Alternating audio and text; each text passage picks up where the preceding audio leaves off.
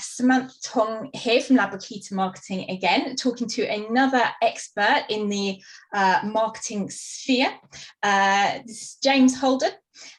He is a web developer and he is an expert in SEO, and I'm going to be speaking to him about this. That is the subject of this particular interview. So over to you, James. Can you introduce yourself, please? Hi, Samantha. Well, firstly, thank you very much for asking me to come on your vlog / podcasty doobry. That's very cool. It's a technical term, doobry. So James Holden from Wolf Productions. So as Samantha hinted, I'm a web developer. I've been doing it since 2001. So I specialize in the design and development and getting results for people, because ultimately that's what a website's for. You know, there's no point having a pretty website. How many people have gone on a website and think, oh, that looks stunning, and no idea what they do? Yeah, a bit pointless. So yeah, that's what I do. You know, results orientated websites, and yeah, seeing how we can connect eyeballs to that website who actually want to buy stuff. Yeah. Yes, and it's also not much point in having a website, even if it does look amazing and tell you everything about what you do, if they can't find it. Hence, we're talking about SEO today. So for any of you guys who aren't aware of what SEO is, it's search engine optimization. Basically, it's how easily people find you on the likes of Google. So people have all sorts of different websites. A lot of people have created their own. What are the first basic things that people need to think about when they're putting their website together? Putting themselves in the shoes of their customer. So what's really interesting when I'm talking to potential clients that want a website built is quite often they'll go, oh, well, I don't like that, and I don't like that, and I don't like that color. And I've got to the stage in my sort of business where I'm quite frank, and I go, well, I don't really care, because it's not relevant whether you like it if your target market likes it. And it's about stepping away from, you know, yes, it's your business, yes, it's your brand, yes, you've got to like it, but there's also got to be that overriding putting yourself in the shoes of a customer from a perspective point of view, and saying, if I were a customer and I'd never met me before, and me as a person can't have any influence over the nurturing of this relationship, will my website at the very least get someone to give me their information in order for me to get to that stage? And if your website doesn't do that, you're killing the potential relationship, sale, customer right at the get-go. So it's just really important that it's compelling, it's engaging, it does what it says on the tin, and actually serves the need of the customer, because it needs to be about them, not about you. So saying I don't care, that's a bit frank, but I'm trying to make a point. I think hopefully that point came across. Yes, the phrase I often end up using with my clients, not just websites but other things as well, is you are not your customer. Yeah. And it's getting that through with all their communications. Yeah. And you see things that, especially on websites, things like some big firms as well. I work with a lot of engineering firms, tech firms, that kind of thing, who use like part numbers as the navigation. Yeah. So if you don't already know the part, you can't navigate to the relevant part of the website. Yeah. Which is pointless.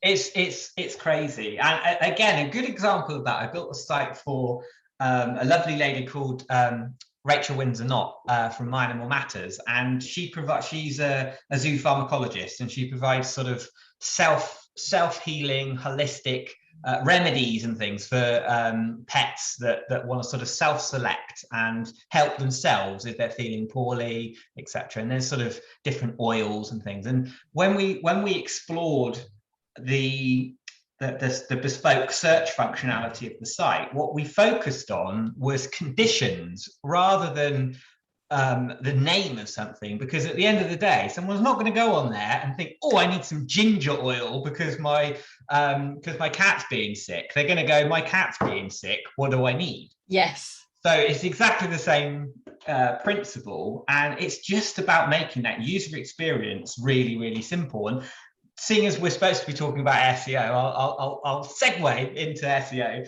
in relation to that. The same thing from a search engine point of view is absolutely relevant, in the sense that when you're doing keyword research, when you're creating that content, yes, you want it to be found on Google, but ultimately, and this is a really, really strong point, if anybody watching this takes nothing else from it, please take this away. Google is not going to buy from you.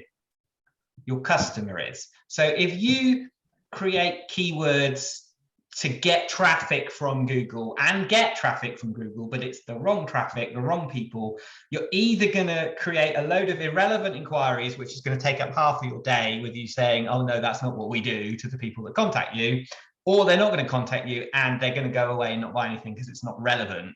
So always, when you're doing search engine optimization, whether it's offline, on page, focus on the customer and what the customer wants. Yes, give Google what it wants to a point, but Google isn't going to be your customer. Yes. So it's not a case of, oh, 40,000 people search for this a day, but if they're the wrong 40,000 people, it doesn't matter. Yeah. If you sell ice cubes and you're targeting Eskimos, you're not going to sell many. Yeah. So that's the starting point. Thinking in terms of what your customers' language, how they think, and what their actual problem is. Mm-hmm. Before you jump to, I do this. Yeah, absolutely. I mean, it's using, you're talking about language, it's using language like how we help rather than services. It's you know, engaging with a customer in a chatty way. You can be professional and chatty at the same time. And I think a lot of people feel they need to be sort of uber corporate on a website. And that's actually the worst thing you can do, including websites for corporates.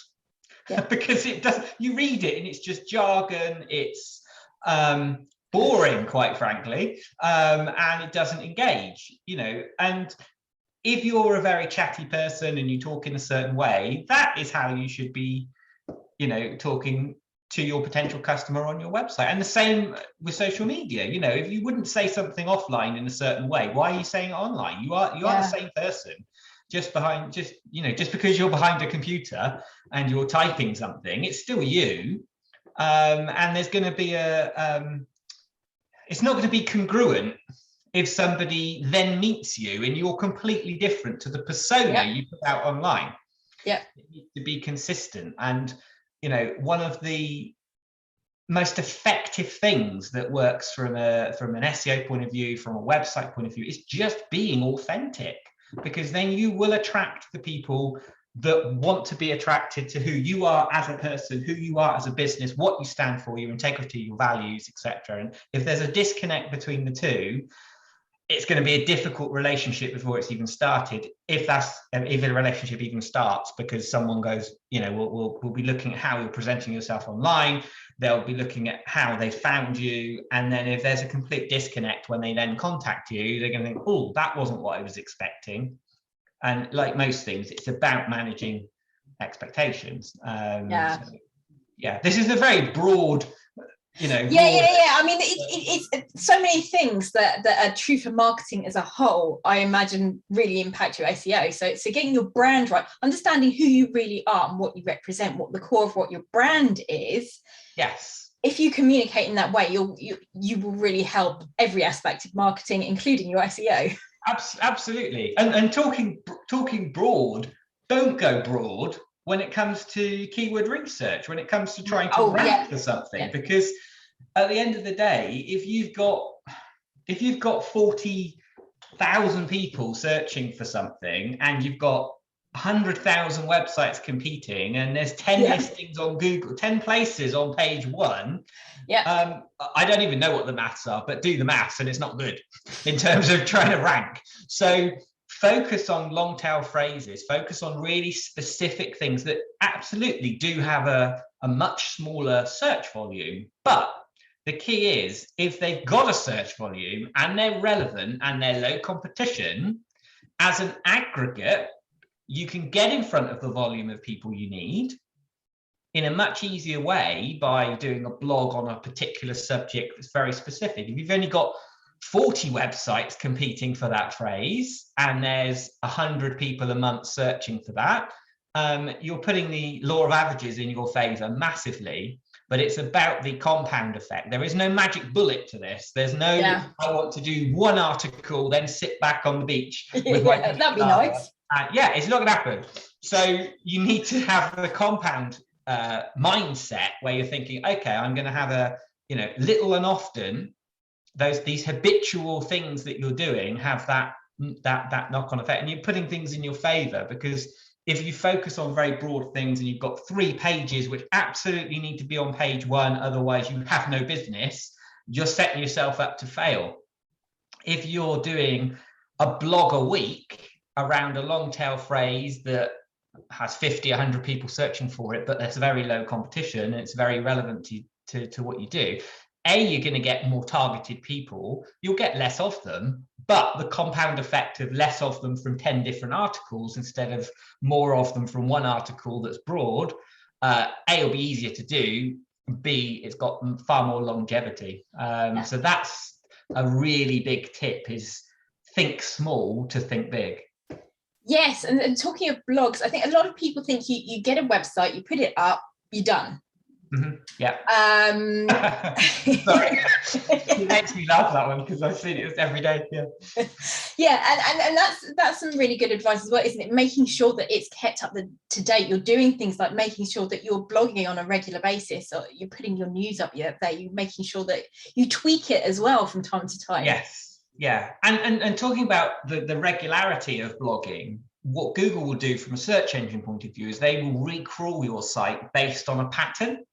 So if you decide to blog once a week, blog once a week. If blogging once a week is too much to keep up, don't.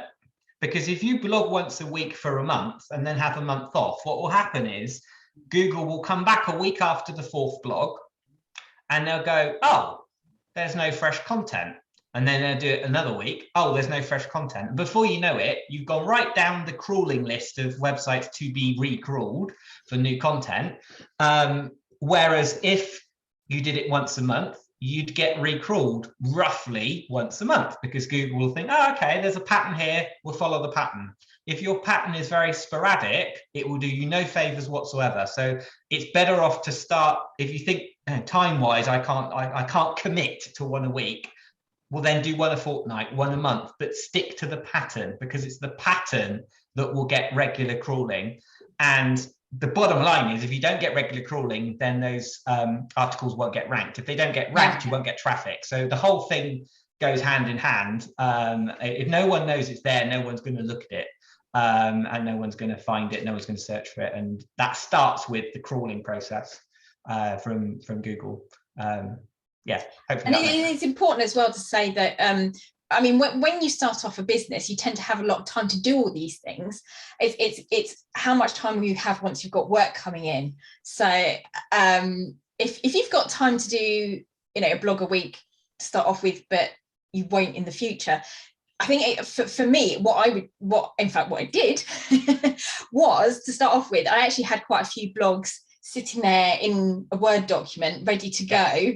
And then I just uploaded them once a month until I'd run out. And get them ready. And if you don't want to if you don't want blogging to become a chore where you're thinking, oh, what am I going to write about this week? And it all becomes a bit tedious, then do your keyword research in advance and have a list, let's say, based on relevance, based on low competition, based on low hanging fruit in terms of ranking. Here is a list of subjects that I want to talk about, and I have 52 long tail phrases. And you go, right, there is my blogs for the next year. And I'm going to either write them once a week, or I'm just going to make sure they get posted once a week or once a fortnight. And every now and again, I'm going to set aside a couple of days or a day or whatever to focus on just writing a load of blogs in advance. So as you're saying, Samantha, you don't have to write them the day they get published. No. And in fact, with a lot of content management systems, you can schedule them to publish at that point in time. Great. And Google will love that. Google will absolutely love that pattern in terms of ranking. So you know, make it fun, and, you know, have your tone. You know, who are you trying to attract? That's how the voice and the tone of your blog should come across. Otherwise, you're going to simply attract the voice and tone of however you've written it. It's that simple. And if you don't want to attract those people, and we've all done it, you know, in the early days of my business, you know, it's all like, oh my God, somebody wants to pay me some money. Oh my God, I'll take on the customer. And there's no gel. It doesn't fit. You're the wrong personality type. There's nothing wrong with their personality type. There's nothing wrong with yours. It's just not a good fit. Yeah. That is hard work. Yeah. And what happens is, if you then deliver because you've got integrity, you want to make it work, they go and refer someone the same as you, the same as them to you, and then you're like, oh my God, I'm feeding a monster. Don't do it. And your voice and tone on your website, on your social media, on your, you know, everything you do in business should be authentic. It should be the people that you want to attract. Who's your ideal customer? That is your voice. And if you do that, your business will grow organically, because your ideal customers will refer more ideal customers. And it took me a long time to realize that. So I'm just trying to, anybody watching this, I'm trying to fast track that. I didn't wake up this morning and think, oh, I've been doing it. Yeah, it's taken me a long time to come to that realization. And sometimes people need to go through it to then go, oh yeah. Sometimes people go, that's a good idea, and then they just do it straight away. But ultimately, whichever way you spin it, that's what you need to do. Yeah, completely agree. And same goes for all your marketing as well. If it's the wrong tone, you'll get the wrong customers. Yeah, exactly. Be professional, even if you're one-man band. If you know, how many times have you had a leaflet through the door at home on a sort of barely 60 I can't remember the actual name of it, but the thickness of paper. So the GSM. Paper. Yeah, that's it. GSM, 60 GSM, really thin, folded over, window cleaner advert with a Hotmail address. And you think, and then you get like a really nice car, and you think, you know what, they're going to be a bit more expensive, but I think they'll do a better job, because they have absolutely better. Why would I invest in someone that doesn't invest in themselves? And I know that's got nothing to do with SEO, but it's just a business. Yeah, it's all connected though, isn't it? And I absolutely agree, completely. And how if someone's got a new website, they're putting out there, or it's a new blog, whatever, what would you recommend in terms of putting it out there in order for people to find it, as well as or to help Google find it as well, I guess? Yeah. Yeah, I mean, Google will likely crawl websites that they crawl very, very frequently. So the likes of Facebook, Twitter, descriptions in YouTube. YouTube is always a good idea, because if you're vlogging via YouTube, so ultimate, so I'm not sure this is answering the question, but it's just sent me off on a tangent. Ultimately, from an SEO point of view, you can give Google what they want, you can do all the right things, but sometimes there's this real anomaly where you just cannot understand why Google aren't ranking you in the way you'd like to be ranked. You're ticking every box, you're following every guideline, you're doing everything you're supposed to do, and you're still not there. And trying to get to the bottom of it can be hard work. But there is more than one way to skin a cat. So a lot of people think with SEO it's all about their website, but actually you can use SEO on another platform. So if you view YouTube as a search engine and not a video platform, just remember that Google own YouTube. So Google will always give preference to YouTube from a search engine perspective, because they're taking someone back to their own, their own online real estate, right? So if you do this long tail keyword research and you find the low hanging fruit, relevant search terms, create videos around that content as well, and do a bit of a teaser video, SEO the video, because from an on-page SEO point of view, Google will give YouTube preference because they own it. And then have a link off to more information and a blog article that carries on what you were talking about in the video in the description. so that Google will find your website via their own website, YouTube. But B, if you don't get traffic directly because for whatever reason Google aren't ranking your website, they will rank the YouTube video and you'll get traffic indirectly. So there's a tip. Yes. So it's getting that visibility on other platforms as well. It is. Yeah, it is thinking, SEO isn't all about just your website. It's about search engine optimization and what platform do you view as a search engine. So if you view YouTube as a search engine, you can use a search engine to get traffic to your own website, whether you're ranking or not. And I'm not suggesting doing that instead of ranking your own website. No. Another channel. And Twitter, getting it, when you publish an article, push it out to Twitter. Then when Google's, crawling Twitter, and also from I don't like to make claims like dominating the search engines, because there's a lot of SEO gurus out there that are have less integrity in terms of their claims. But in terms of being found for a certain phrase, Google will rank sites like Twitter. They'll rank a tweet, right? So if you've done your long tail keyword research, you know what people are looking for on Google, and then you use the title of that blog as the tweet, and then a link back to your website for someone to read the article, it will do two things. You'll get exposure on Twitter and indirect traffic from someone seeing it on Twitter and clicking on it and going to your website, but you'll also potentially get ranked on Google via Twitter for that phrase. Now, you've got a situation here where you've got around 10 listings on Google of that particular phrase, and you could rank on YouTube, Twitter, and your own website on page 1 of Google for those phrases, and every path leads to the same place. So there's just, it's all worth more than the sum of its parts. There's no magic bullet, and it's just doing what works for you. But that's some hints and tips in terms of. Yeah, in fact, I've got clients who have searched on Google and found my LinkedIn profile, because my LinkedIn profile is all optimized as well. Yeah. So it's not just the website. Absolutely, yeah. You should be thinking SEO for every platform that you've got. With a website, something to, having said all of that, with a website, something to bear in mind is a website is your only online real estate. It's your freehold. Yes. Okay, it's your freehold online. Yeah. Everything else is leasehold. Your Twitter account, who owns it? Twitter. Your YouTube account, who owns it? Google. Your Facebook account, who owns it? Facebook. Your website, who owns it? You do.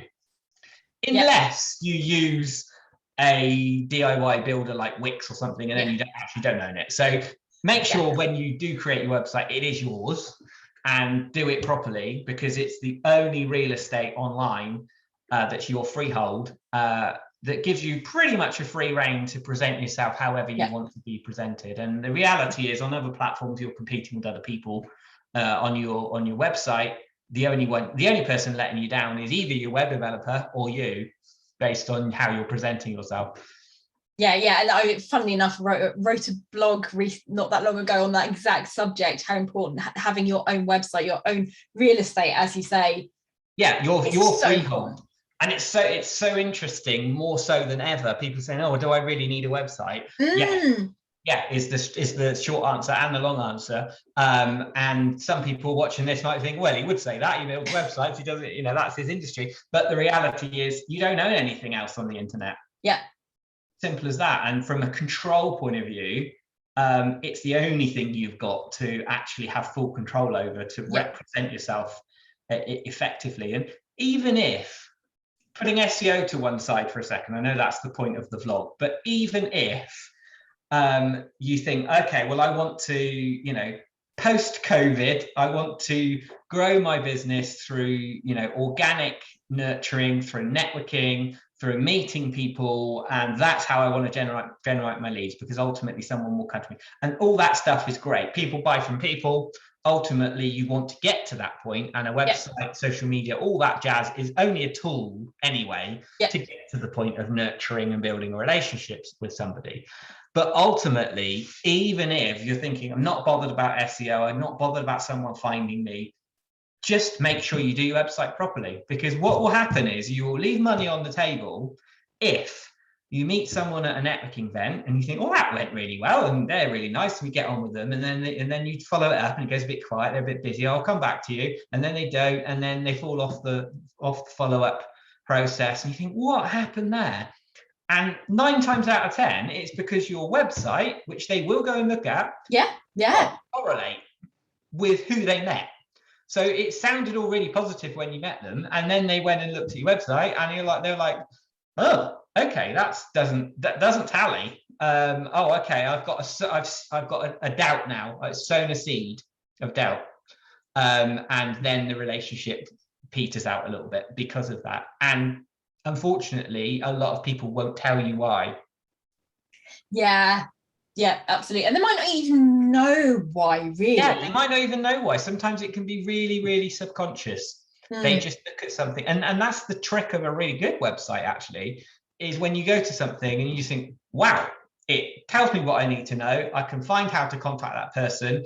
That really resonates with me. I'm not quite sure why it resonates with me so well, but it does. That's the sign of a good website. And it's nailing that so that the user experience is really effective. Someone can find something really easily. It all works nice and fast. It represents that person, but more importantly, how they can help you and how you can benefit from what they do really, really effectively. And anything less than that will take away from the conversion customer sale process. Okay. And how do people, I think one of the things that's really overwhelming for people is how they measure. How do they know they're doing the right things? How do they know it's really working? What should they be looking at? So you should always have analytics on the back end of your site, so you can see how people are coming through to your website. And quite simply, find what works and do more of it. Again, I know that sounds really simple, but if you're spending a load of time on a certain platform for the purpose of driving traffic to a blog, for the purpose of driving traffic to a particular page about something that you do, and it's not working, and then something else you're doing that you're spending 50% of your time doing is working really, really well, stop doing that thing and double what you're doing over here and double down on it. So it's just monitor what's going on. There's a really good tool called Hotjar, which heat maps sessions on a website. So you can literally see what people are doing. So just because you think a button should go over here doesn't mean that's how people expect to see it. So there are sort of principles about having a call to action above the fold, because then you have, so what I mean by fold is the scroll bar, right? So you can have like a drop off of 30% of people that don't scroll down. Therefore, they never see the button. Therefore, they never fill out the form. Therefore, they never make the inquiry. Having those little subtle differences can make all the difference to monitoring and measuring what's actually happening and what's working. So measure, and measure some more is the gist of it. And be nerdy about it. Look at where something, because if you just throw mud at the wall, some of it will stick, but you don't know. It's the old adage, isn't it, with advertising? Well, I'll do all this advertising, some of it works, don't know which bit. That is an excuse in the digital age, because in the digital age, you can analyze it to the nth granular degree and know exactly what's working and exactly what's not. So the whole sort of, leaflet drop of not sure which ones work, so I'll keep doing all of it because it covers the stuff that works, just isn't relevant with digital marketing. You really can hone in on what works and then do more of it. And then retarget as well. If you're finding something's really, if you're getting a product that sells really well, follow people around the internet, retarget, use Google to do retarget marketing, because like most marketing, people need to see something 7 to 10 times before they start to engage with it. And it's a bit naive if people think someone's going to land on their website cold, never heard of them, ring them up and buy something. It's not going to happen. They need to nurture, and they can nurture via email. They can, capture someone's data so they can follow up and, position yourself as an expert rather than selling what you do, so that when someone has a problem, they think, I know who can solve that. Yeah. Rather than sell. Completely. You see that a lot. It's all about buy now, and you need to think about your long-term brand awareness that's going to have a huge impact on your long-term sales. Yeah, exactly. And by all means have a buy now button so that it's clear. If someone's in a shop online, they need to know which to press to buy it. But yeah, it's not about unless you're B2C. So there are some exceptions. If someone's trying to buy the cheapest AA batteries and they don't care where they come from, and you come up cheapest on Google Shopping, and they're like, okay, batteries. You don't need to build a relationship and send them a Christmas card to sell them some batteries cheaper than somebody else on Google. That is a B2C simple product transaction. But when it comes to business, you've got to build relationships. People buy from people, and if you try and bypass that and hide behind your computer, it won't be successful. People need to know who they're talking to. They want to be able to speak to somebody. They want to be able to get that information. And I think that answers the question. I do have a habit of waffling a little bit. I'm very passionate. I get excited about how I help. Really good. It's really good. It's all useful information coming out. So it's all excellent. And are there? You've mentioned a couple of tools. Yes. Are there any other tools that make people's lives easier that they should be looking at in terms of looking at and understanding the SEO and improving it?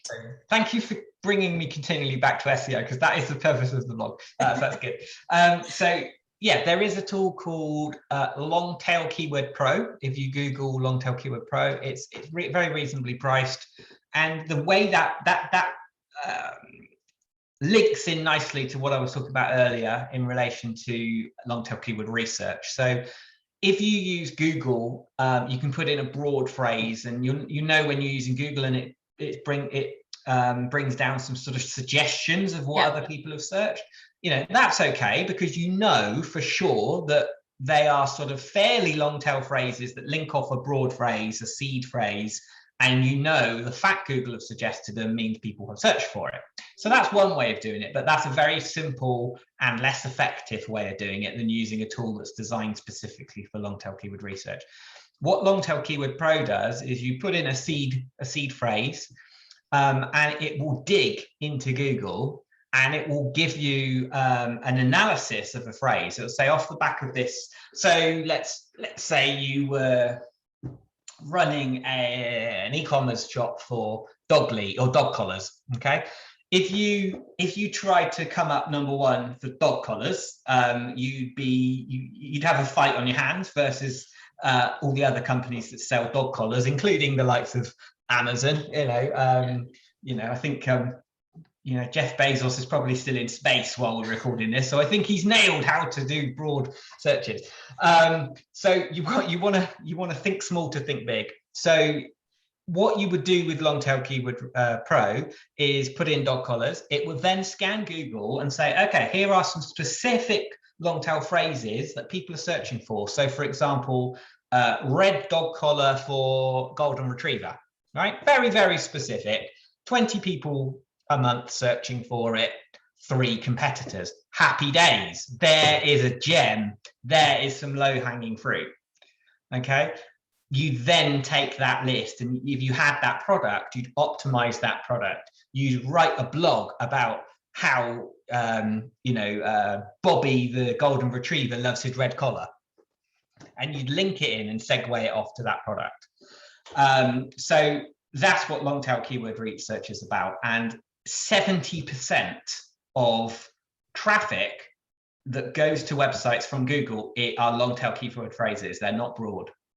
But the big companies that have big fat budgets go broad because it's easier. It's easier, and quite often the marketing manager in that company, their job is to spend a budget. So if a company comes along and says, oh, we'll charge you £20,000 a month to get you position 1, page 1 for dog collars, they'll go, yeah, great. Like, now I can have the afternoon off because I've spent the budget. That's how corporates work sometimes, which is crazy, but it's just how they work. So as a small business owner, as a medium, we don't have that luxury, and nor would we necessarily want to be that frivolous with a budget. We want to make it work as effectively as possible and squeeze every last penny out of it. So yeah, that's how you'd go about that. If you are paying for traffic from Facebook ads or from Google, think reinvestment, think percentage rather than budget. So a lot of people think, oh, I've got this amount to spend every month as a budget. Okay, yeah. So once you've spent that, what do? You just stop till next month. Or you could say, right, okay, here are the margins on this product. I'm going to really do some laser targeted marketing through the compound effect of multiple blogs, really, really specific phrases. I can do the same thing with paid traffic, the display network, and really get highly targeted people looking at this. The money that's generated from that, I'm going to analyze that as a product in its own right and say, okay, I've made, £500 from profit from that product this month, for example. And I'm going to reinvest £100 of that. I'm going to reinvest 20% of the revenue that's come in. Yeah. Right? And it grows and it grows. And then 6 months down the line, perhaps you're making £1,000 a month from that product because you've reinvested and focused on that product. At that point, if you're spending 20%, you're spending £200, and you want to be spending £200 because that means you're getting £800 profit, not £400 profit. So just think percentage and think, I'd rather have a big fat 80% than a really small 100. Yes. And think like that instead of budgets. I get why budgets exist, and they have to exist to bankroll something. Of course they do. But once it's moving, think percentage, not amount. And I think that's true in general. Yes, yeah, absolutely. That's how you scale. Yes. From an e-commerce point of view, that is absolutely how you scale, and get the right team around you. Play to people's strengths.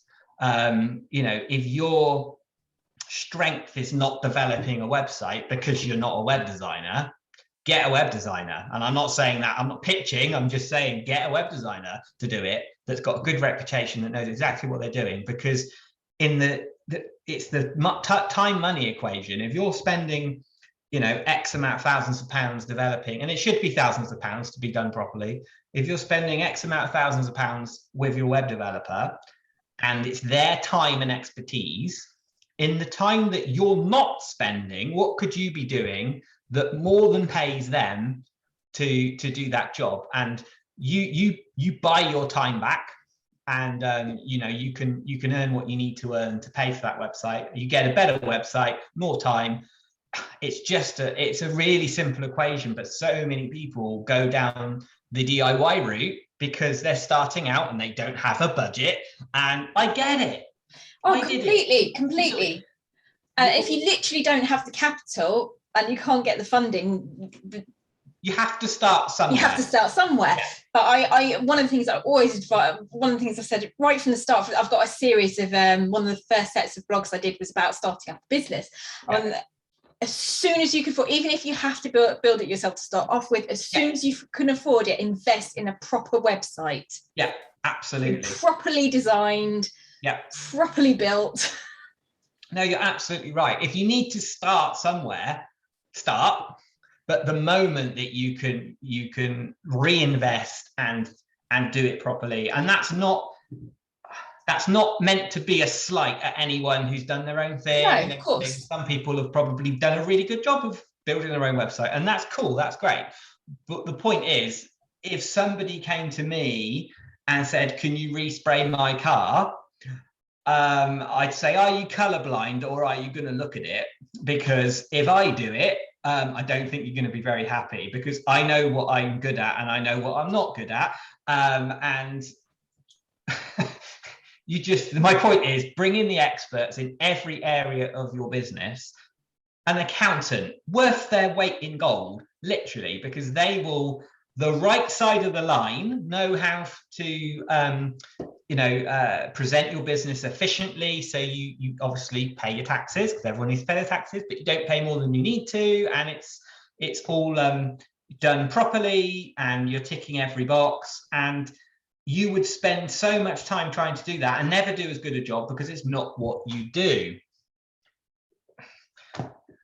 Yet so many people will try and do everything, and then they're running around like a headless chicken, and they can't see the wood for the trees, and then they very sadly give up on having a business. Yes, they are trying to do everything, and it's really sad when you can see someone's got a fire in their belly about what they do, and they've got a passion, and the absolute best thing they can do is just do that. And everything else, get someone else to do it who's got a passion for the other thing that needs doing.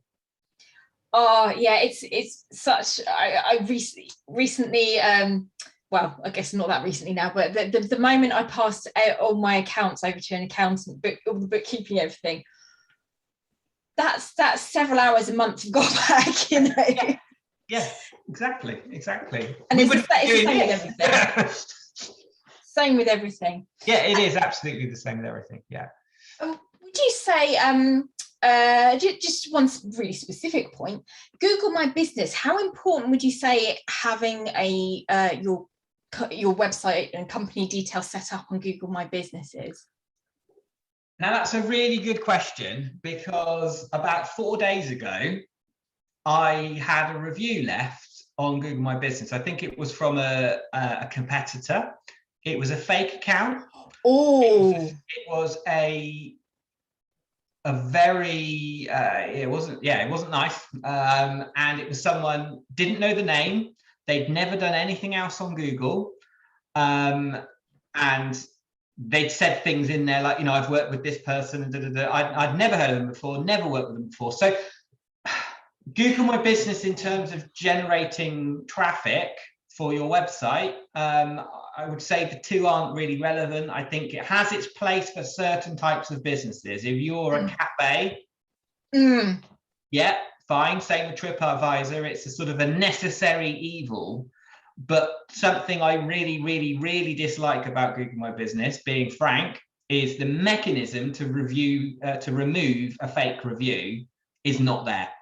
So there's a big difference between someone being entitled to leave a review that's genuine, that's not a good review because you haven't delivered a service, and a competitor leaving a fake review, which is defamation, to try and gain business from you, or whatever nefarious reason there is behind that review, to then not be able to get Google to remove that, because they're basically saying, well, we can't prove that is a fake person. That's wrong, in my opinion. Yes. I've actually removed my listing entirely from Google My Business. Oh wow! Because wow. I agree. I disagree with that so highly that I'd rather not be on it than have the risk of that. That's appalling behaviour. Whoever did that is it's absolutely disgraceful. But what annoyed me more was Google. Yeah, huge. Yeah, they should absolutely have a mechanism for you to dispute it. Yes. Yeah, and then you can flag a review. You can say, this person's impersonating somebody, or this person, I haven't done business with it. But 99% of the time, they'll go, well, we can't prove that. The review stays. Now, because of that, and because it's so easy for someone to do it, I would rather not use Google My Business, period. If they're not going to provide a protection there for business owners, then I will just not use it. It's that simple. Gosh, that's terrible. Yeah, it is. But for a cafe or someone like that, yeah, it has its place. It has its place. I suppose how you combat that, if you do need your Google My Business page, is to actively ask for Google reviews, so that the majority of them, sorry about the dog just burst in there. That's the Labrador, by the way, if anyone wants. Oh, hello. Yeah, absolutely. Actively ask for Google reviews. If you have a situation like I had, I mean, I don't really, you know, I wasn't really using Google My Business particularly. It's no biggie for me to remove my listing, and that was what I decided to do.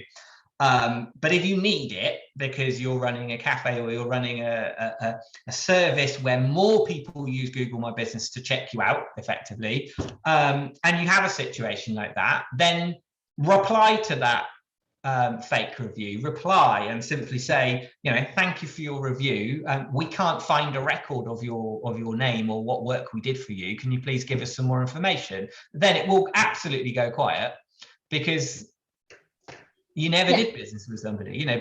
And I don't know whether it was I don't know who it was. No idea. Probably never know. And I've moved on already. You know, it's life. Yeah. But that is my biggest frustration with Google My Business, and I just think that's plain wrong. You know, there's a massive difference between not being able to moderate a genuine review so that your business is so that anybody considering working with you has a true reflection of your business, good and bad. There's a big difference between that and someone slating you that you haven't worked with, that's using a fake account, that's trying to hide behind their computer to have a negative effect on you and your business, and to not have a simple mechanism to go to Google and say, that is fake, can you remove it please, is wrong. And off the back of that, the stance I've taken is, okay, I just won't use it, because I'm not prepared to have that risk. Yeah, that's fair enough. I should keep an eye on my review. There you go. It's all 5 stars so far, but yeah, absolutely, and so it should be, and so it should be. But that's my only. And what's really interesting about this bit of the conversation, actually, Samantha, is it again reinforces the importance of your own real estate. Nobody can do that on my website because I don't provide them the mechanism to do that. And if they did, I'd take it off. And I've lost control there with Google. And yeah, that's not good. Yeah, it's not good for a corporation to be able to dictate whether something that is absolutely provably fake is removed or not. That's not right. It's not. They need to do more. Yes. Okay. Is there any element of SEO that I haven't asked you about that you think is really important to cover? I think with on-page SEO is making sure you're if you've got a specific title that's you know, long tail keyword research about that particular particular piece of content, product, etc. Make sure that those keywords are included in the first paragraph of the copy. Make sure they're there a couple of times in the copy, but don't do keyword stuffing. That's very 90s and it doesn't work anymore. I'm sure there are some viewers who remember going down to the bottom of a website and highlighting the bottom of it and a load of words being in the same color as the background. Yeah, that stopped working a very long time ago, and it will kill your rankings. Google are not stupid. They're not fair sometimes, going back to what we were talking about a minute ago, but they're not stupid. So yeah, it's if you've got an image on there, make sure that the file name of the image matches the long tail keyword phrase. Because again, your comment earlier about the engineering company where someone was searching via a part number and an average person wouldn't know to do that. If you're calling, again back to the dog collar example, red dog collar for golden retriever, if the picture of the golden retriever with its lovely red dog collar on has the same file name as the search term, then someone might find your product via Google Images if they search in Google Images for that phrase. If they then click on the picture, they'll come through to your product. However, if you just take the picture, upload it to your website, and you leave whatever file name the camera decided to call it, no one's going to search for 6471.jpg.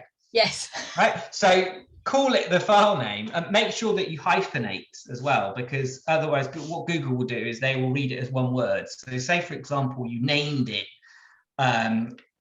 red dog collar for, I've picked a really long example, haven't I? Red dog collar for golden retriever. If you named that as, without hyphens, as red dog collar for golden retriever, Google would read that as red dog collar for golden retriever.jpg. And they would see that as a word. If you hyphenate it, they will read it as red dog collar for golden retriever.jpg. So hyphenate between the words, and then Google will see it as a sentence, not a word. That's a very good tip. And then use the alt tag with the same phrase. So when someone hovers over it, it's the same phrase.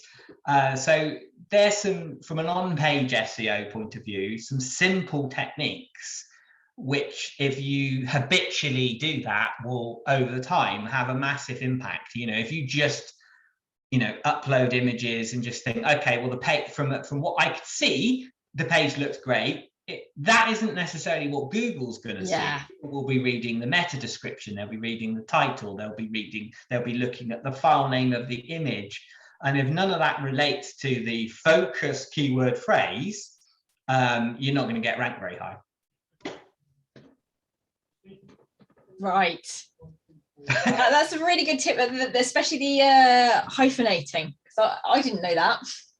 Yeah, it makes a huge difference because Google will read it as one word. If you call it red, they'll go red dog collar retriever, and no one's going to search for that because it's not a word. But if you hyphenate it, they will search for it as red dog collar for golden retriever. And that's if someone then searches for that and they click on images as well as all, they could literally, it could bring up your picture. If someone clicks on that picture, it will go straight through to that article or straight through to that product where they can buy said red dog collar. So from an e-commerce point of view, that's a very powerful thing to do because every single image can relate to the product title. Yes. Yeah, in some industries I can see that being so useful. Yeah, absolutely. Yeah, people searching, and it's about having this sort of approach of, some people might think, oh yeah, but no one's going to search for me via an image. They might not, but they definitely won't if you don't use the principle of finding. Yeah. I mean, I'm judging how other search all the time. Yeah, and this is where Hotjar is really good in terms of a heat map for a website, is how you think or want someone to use your website isn't necessarily how they're going to use it. And that will give you a really good indicator of what people are actually doing. Because best will in the world, you'd have, right, what I want someone to do is when they go onto a website, they do that, they click that button, fill in the form. Every person that's visiting you doesn't care what you want them to do. They're looking at it from what's in it for me. Where's the benefit to me for whatever it is I'm doing on this website, on the big, worldwide web of the internet that's very noisy. So you've got to, it's always got to be about them. And yeah, just digressing slightly, that's what upset me so much about that Google My Business situation, because it was about Google, not about the business owner. Yeah. And that's a bit worrying when you have that situation where there's not a mechanism for a business owner to say, I can absolutely highlight that's fake. And you've got no control over that. That's not good. Yeah. That's not good. And you see it on TripAdvisor as well. You'll get a competitor of a cafe will create a fake account and they'll go on and slate something, and it's just wrong.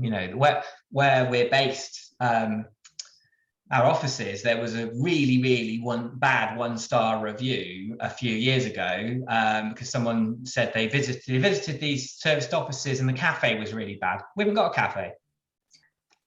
Yeah, so it's really bad that a business owner can't defend themselves by just removing something. You shouldn't have to reply. Equally, someone, I was at a talk from an SEO expert who said that you should buy reviews to look good. The look on your face says it all. I disagreed with that. I'm guessing you do too. If I'd taken a sip of my tea 2 seconds earlier, that would be all over the screen. No, you should never buy followers. You should never buy reviews. That's the opposite of being authentic. You know, so, some people might disagree with my approach of killing a listing because they might think, oh yeah, but what you could do is show your professionalism by replying and all the rest of it. If it was genuine, I would.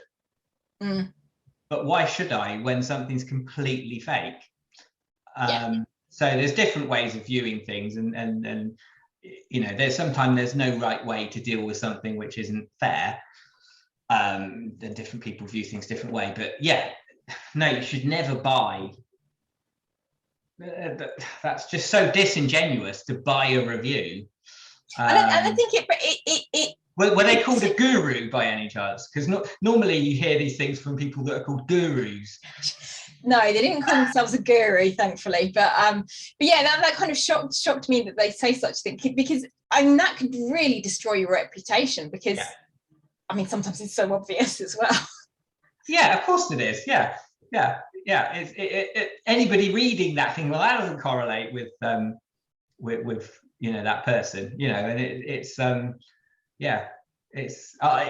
was interesting in that situation. I had a load of people come to my defense, actually, proactively, without me even asking them to, in terms of writing other reviews. And I contacted them and said, look, I really appreciate it, but I'm shutting it down because I don't agree with that. I don't agree with that mechanism not being fair. And yeah, it's interesting. But anyway, I'll stop waffling about that. Yeah, the review, yeah, paying someone to review, that's just really bad. And it wouldn't surprise me whether that's what happened. It wouldn't surprise me whether a competitor paid someone to write that, when you think about it. Could be their conspiracy theories. All web developers all over the UK getting really bad reviews from some agents.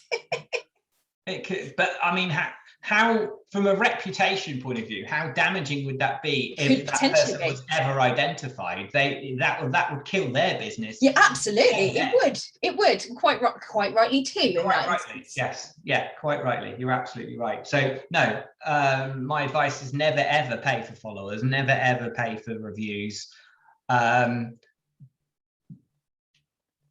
Listen to your gut when someone's telling you something. And be wary of anyone that's called a guru, because that is immediate.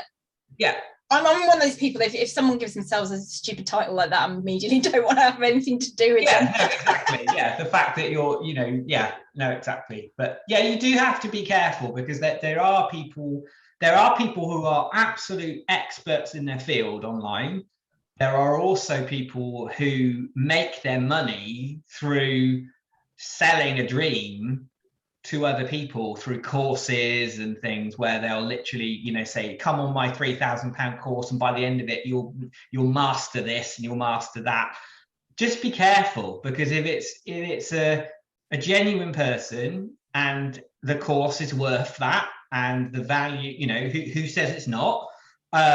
But just be careful, do your due diligence before you go down that road, because if they're talking the talk and not walking the walk, chances are they've made all their money selling the dream to someone else, and that's how they've got their dream, not through actually achieving what they're purporting to be able to provide to somebody else. So just be careful. I agree completely. There are there's a wide range of experts out there. Most titles aren't protected. I'm a chartered marketer. But anyone could set up and call themselves a marketer.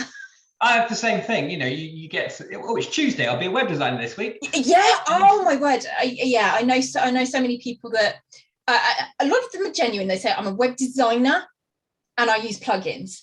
And then but I've also met web developers, and it doesn't take long for me, because I know. Yes. It doesn't take long conversation. Oh, well, so what? You know, what do you use? And you find out that they've just decided that they want to do web development and they don't actually know how to code. Yeah, they don't know. Yeah, they don't know anything about anything in relation to yeah. No, I totally agree. And for anyone watching, plugins are fine. WordPress, we use WordPress all the time. There's plugins that can do great things. So it's not I know you didn't mean a slight on plugin usage, etc. But where somebody's, that's all they know how to do. That's all they know how to do. Yeah, and that part isn't that difficult. What's difficult is then making this plugin talk to this plugin and create both functionality. And there's a huge difference. And a lot of people will use templates. They have their place, going back to our part of the conversation about, you know, if you just need to start somewhere, yeah. Same with certain other DIY builders. There's one beginning with a W as well. You might have heard of it. So they're okay. They've got their place if you're starting out. But if you want something done to a very high standard, and you need to be, you know, you need to position yourself and be true from a brand point of view, from a voice point of view. You can't use a template. A template by definition is shoehorning your message into something. You know, you don't get, not that templates probably existed at that time, but you wouldn't get someone like Picasso saying, okay, I'm gonna paint this amazing picture. But if you can just sort of do a pencil drawing of the bit I need to color in first, and then I'll color it in and create this amazing picture. He had a blank canvas. So a proper bona fide web designer will use a wireframe. They will use a framework to build. Yes, they'll build a template, but the template will be unique for your website. And you'll then be able to use a visual editor to be able to add content and blogs and things on top of that template that they've built for you. They're not shoehorning your brand, your message, your voice into a template. And there's a big difference. And it's not even that subtle. It is a massive difference. Oh, it's huge. I mean, I've worked with clients, you know, when they're starting out and they haven't been able to afford that, you know, it is very limiting compared to going to a designer. When I started out, I'm lucky. I have, he's not a freelancer, he works client side, but I have a web developer who's my other half. And so I didn't have to pay for that bit, which is great. But my designer was amazed the difference. She designed this great thing and she said, you need to come back to me if there's anything that you can't do. Yes. She assumed there'd be stuff that you cannot do. There wasn't. Yeah, exactly. Starting from a blank canvas. I had a client I still have a client that needed a very bespoke e-commerce website based on her audience. And she went out to her audience and she did a survey of what they wanted, where they wanted stuff from a usability point of view. So some of her audience are sort of dyslexic. They have, you know, issues trying to sort of read certain things. So use very specific fonts. It was all very, very specific. And the way we worked in the end is she literally created the look and feel in Illustrator. And she said, right, don't care how you do it, because that's what I'm paying for. I need it when it's on a browser, I need it to look like that. Yeah. I need the dimensions the same. I need the fonts the same. I need, you know, and it's then a case of me taking that and starting with a blank canvas and coding so that we can recreate that into a browser across all devices without changing the look and feel. And you just simply cannot do that with a template. No, it's really restricting. Yeah, it is. And some people will start off with a template, and then when they want to start adding specific functionality, like a live chat function or something like that, they'll go to do that. Oh no, can't do that. Like, and yeah, it's very frustrating if you're genuinely trying to help somebody, but they don't want to hear it. And I've learned over the years to just leave the door wide open and just say, do what you need to do. I'm here if you need any advice or help. Yeah. Brilliant. Thank you for that. There's loads of really useful information in that. Thank you so much. Oh, you're very welcome. And Do you before you go, do you have anything to plug? Do I have anything to plug?